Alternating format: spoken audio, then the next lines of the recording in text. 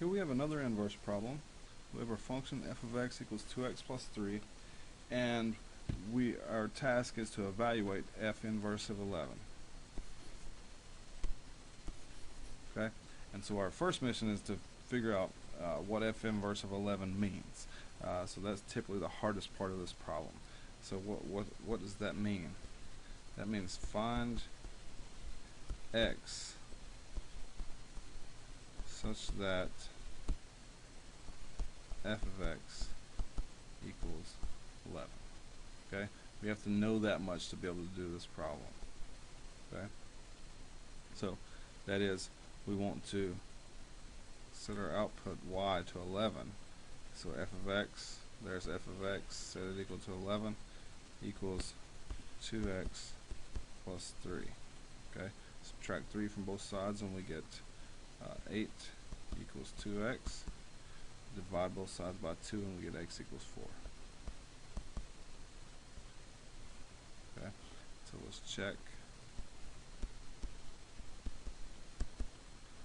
that f of 4 equals 2 times 4 plus 3. That's 8 plus 3 is 11. So equals 11. And we are fine. And we will come back and do that another way here in just a second. So let's look at this second problem. Here f of x equals 2x plus 3. And we want to find a formula for f inverse of y. And that's actually what I probably would have done for the first problem initially, was found the formula and then plugged in y. So let's find the formula. So to find f inverse of y, we set our f of x equal to y. And now solve for x.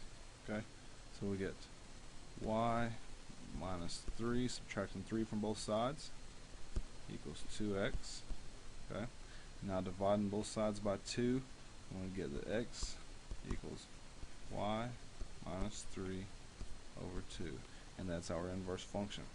That is f inverse of y equals y minus 3 over 2. Okay, again, as in the last problem we said on the previous video, you're perfectly fine saying f inverse of x equals x minus 3 over 2, or f inverse of z equals z minus 3 over 2. Doesn't matter, again, as long as that variable and that variable match up. Again, let me say the wrong answer here because I see these a lot. Here's the wrong answer, is f inverse of x equals y minus 3 over 2. That is an incorrect answer that I see often.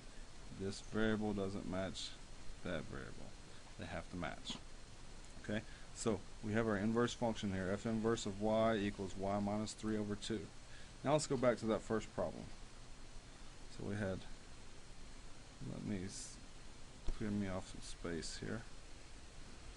So we have f inverse of y equals, what was it? Y minus 3 over 2. Okay, so now let's straightforward find inverse of 11, f inverse of 11.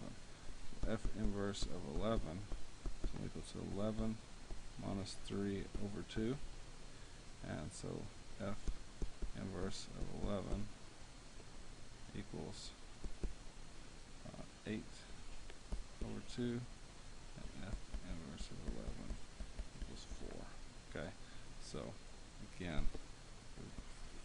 x equals 4, x equals 4 over here. Okay, and that's going to conclude this video.